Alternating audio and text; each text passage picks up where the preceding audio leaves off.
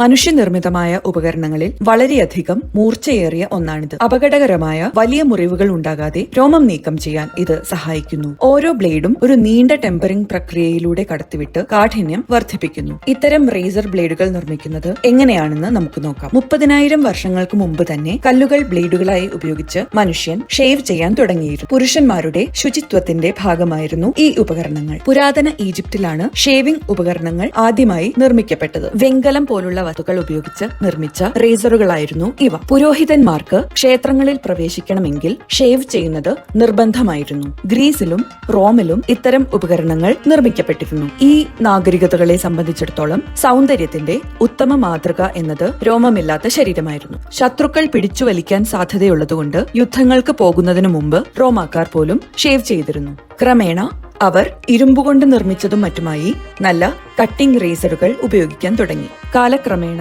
റേസറുകൾ നിർമ്മിക്കാൻ സ്റ്റീൽ ഉപയോഗിക്കാൻ തുടങ്ങി. പക്ഷേ റേസറുകൾ കൊണ്ട് മുറിവേൽക്കുന്നതിനുള്ള അപകട സാധ്യത ഏറെയാണ്. അതുകൊണ്ട് തന്നെ ഇത്തരം ഉപകരണങ്ങൾ മെച്ചപ്പെടുത്തേണ്ടത് വളരെയധികം ആവശ്യമായി വന്നു. 19-ാം നൂറ്റാണ്ടിന്റെ മധ്യത്തിൽ ആദ്യത്തെ ബാർബർ ഷോപ്പുകൾ പ്രത്യക്ഷപ്പെട്ടു. പിന്നീട് 2 ഭാഗങ്ങളും മൂർച്ചയുള്ള ബ്ലേഡും റീയൂസബിൾ ഹാൻഡിലുമുള്ള 2 കഷ്ണങ്ങളുള്ള ആദ്യത്തെ റേസർ ബ്ലേഡ് ജനിച്ചു. പഴയ റേസറിന് പകരം ഈ ഉൽപ്പന്നം ജനപ്രിയമായി. ഫലപ്രദവും സുരക്ഷിതവുമായ രീതിയിൽ ഉപയോഗിക്കാൻ കഴിയുന്ന ആദ്യത്തെ മോഡലായ ഈ നൂതനമായ റേസർ ബ്ലേഡ് നിർമ്മിച്ചത് കെൻ കാൻഫീൽഡ് ആയിരുന്നു. പരമ്പരാഗത ഉപകരണങ്ങൾ ഉപയോഗിച്ച് ഷേവ് ചെയ്യുമ്പോൾ മുറിവുകൾ സംഭവിക്കുന്നതിനാൽ കാര്യക്ഷമത മാത്രമല്ല ഡിസ്പോസിബിളും ലാഭകരവുമായ ഒരു ഉൽപ്പന്നം സൃഷ്ടിക്കാൻ ജില്ലറ്റ് തീരുമാനിച്ചു. അദ്ദേഹം തന്റെ വ്യക്തിപരമായ ആവശ്യം മറ്റു പുരുഷന്മാരുമായി പങ്കിട്ടു. അദ്ദേഹത്തിന്റെ ആശയം പൂർണ്ണമായ വിജയമായിരുന്നു. കാലക്രമേണ റേസർ ബ്ലേഡിനെ കൂടുതൽ സങ്കീർണവും ഉപയോഗിക്കാൻ എളുപ്പമുള്ളതുമായ ഉൽപ്പന്നമാക്കി മാറ്റി. ലോകത്ത് 75% പുരുഷന്മാരും ദിവസവും ഷേവ് ചെയ്യുന്നവരാണ്.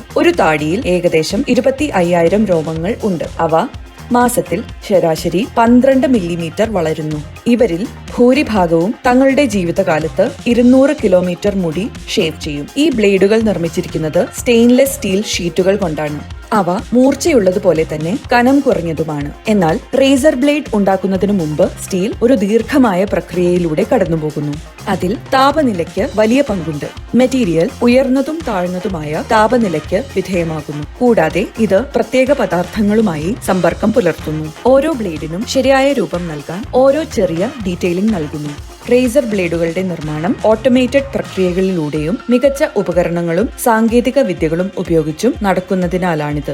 1 മില്ലിമീറ്ററിന്റെ 10-1 മാത്രം കട്ടിയുള്ള നീളമേറിയതും വളഞ്ഞതും വളരെ നേർത്തതുമായ ഒരു സ്റ്റെയിൻലെസ് സ്റ്റീൽ സ്ട്രിപ്പിൽ നിന്നാണ് ഇതെല്ലാം ആരംഭിക്കുന്നത്. ഒരു പഞ്ചിംഗ് മെഷീൻ ഉപയോഗിച്ചാണ് പ്രോസസ് ആരംഭിക്കുന്നത്. ബ്ലേഡുകളുടെ അടിസ്ഥാന ആകൃതി മെഷീൻ പഞ്ച് ചെയ്യുന്നു. ഈ പ്രക്രിയയുടെ ഫലമായി ലഭിക്കുന്നത് പ്രീഫോംസ് എന്നറിയപ്പെടുന്നു.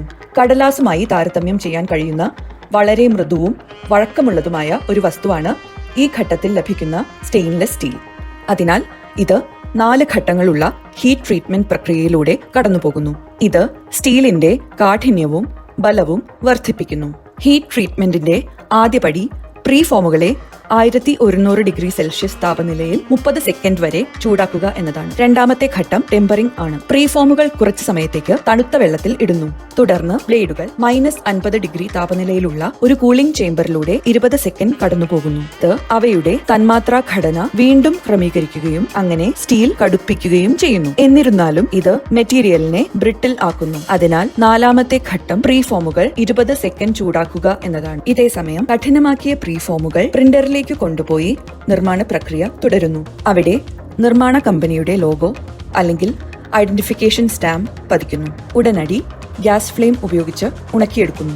ഗ്രൈൻഡിംഗ് മെഷീന്റെ സഹായത്തോടെ പ്രീഫോമുകൾ ബ്ലേഡുകളായി മാറ്റുകയാണ് അടുത്ത ഘട്ടം. ഇതിനായി മൂർച്ച കൂട്ടുകയും വളരെ മൂർച്ചയുള്ള 2 കട്ടിംഗ് എഡ്ജുകൾ ഉണ്ടാക്കുകയും ചെയ്യുന്ന 3 ഗ്രൈൻഡിംഗ് ബേസുകളുള്ള ഈ മെഷീനിലേക്ക് ഇൻട്രൊഡ്യൂസ് ചെയ്യുന്നു. അടുത്തതായി ഗ്രൈൻഡിങ്ങിന്റെ ഫലമായി അവശേഷിക്കാവുന്ന ബറുകൾ നീക്കം ചെയ്യുന്നതിന് ബ്ലേഡുകൾ ഒരു പോളിഷിംഗ് മെഷീനിലേക്ക് കൊണ്ടുപോകുന്നു. തുടർന്ന് ഇതുവരെ ഒന്നിച്ചിരുന്ന റേസർ ബ്ലേഡുകൾ വേർതിരിക്കുന്ന മറ്റൊരു ഘട്ടം ആരംഭിക്കുന്നു. ക്വാളിറ്റി കൺട്രോൾ ആരംഭിക്കുന്നത് ഈ ഘട്ടത്തിലാണ്. ലബോറട്ടറി ടീം സാമ്പിളുകൾ എടുത്ത് ഗ്രൈൻഡിംഗ് വിശദാംശങ്ങൾ പോലുള്ള വിവിധ വശങ്ങൾ പരിശോധിച്ച് അത് പര്യാപ്തമാണെന്ന് ഉറപ്പാക്കുന്നു. ഇത് കട്ട് ചെയ്ത അരികുകളും പരിശോധിക്കുന്നു. എങ്കിലും ക്വാളിറ്റി കൺട്രോൾ ഇതോടെ പൂർത്തിയാകുന്നില്ല. എന്തെങ്കിലും ചെറിയ തകരാറുകൾ ഉണ്ടോ എന്ന് നിർണ്ണയിക്കാൻ എല്ലാ ബ്ലേഡുകളും സാങ്കേതിക വിദഗ്ധർ ശ്രദ്ധാപൂർവം പരിശോധിക്കുന്നു. ബ്ലേഡുകൾ 800 ബ്ലേഡുകളുടെ ബാച്ചുകളായി ഗ്രൂപ്പ് ചെയ്ത് അരികുകളിൽ ഫ്ലൂറസെന്റ് ലൈറ്റ് പതിപ്പിക്കുന്നു. ഇത് തകരാറുകൾ ഒറ്റ നോട്ടത്തിൽ ശ്രദ്ധയിൽപ്പെടുത്തുകയും അതിനുശേഷം തകരാറുള്ള ബ്ലേഡുകൾ ഉപേക്ഷിക്കുകയും ചെയ്യുന്നു. ക്വാളിറ്റി കൺട്രോൾ പാസ് ആകുന്ന ബ്ലേഡുകളുടെ നിർമ്മാണ പ്രക്രിയ തുടരുന്നു. മാലിന്യങ്ങൾ നീക്കം ചെയ്യുന്നതിന് അവ സോൾവെന്റ് ഉപയോഗിച്ച് കഴുകി ഉണക്കുന്നു. ബ്ലേഡുകൾ വൃത്തിയായി ഉണങ്ങിക്കഴിയുമ്പോൾ അവയുടെ ഉപരിതലത്തിൽ ക്രോം അടിസ്ഥാനമാക്കിയുള്ള ബാത്ത് പ്രയോഗിക്കുന്ന ഒരു വാക്വം ചേംബറിലേക്ക് കൊണ്ടുപോകുന്നു. ഇത് അരികുകൾക്ക് കൂടുതൽ കാഠിന്യം നൽകുകയും തേയ്മാനം കുറയ്ക്കാൻ സഹായിക്കുകയും ചെയ്യുന്നു. തുടർന്ന് നോസലുകൾ ഉപയോഗിച്ച് ഒരു കോട്ടിംഗ് സ്പ്രേ ചെയ്യുന്നു. ഇത് റേസർ ബ്ലേഡുകൾ ചർമ്മത്തിൽ മൃദുവും സുഖകരവുമായി സുരക്ഷിതവുമായി ഗ്ലൈഡ് ചെയ്യാൻ സഹായിക്കുന്നു. ഉപരിതലത്തിലെ കോട്ടിംഗ് ശരിയാക്കാൻ ബ്ലേഡ് 350 ഡിഗ്രി സെൽഷ്യസ് താപനിലയിൽ 20 മിനിറ്റ് നേരം ചൂടാക്കുന്നു. ഇതിനുശേഷം മറ്റൊരു ക്വാളിറ്റി കൺട്രോൾ നടത്തുന്നു. തുടർന്ന് സാങ്കേതിക സംഘം വീണ്ടും സാമ്പിളുകൾ എടുക്കുന്നു. ഒരു മെഷീൻ ബ്ലേഡിന്റെ ബലം അളക്കുന്നു.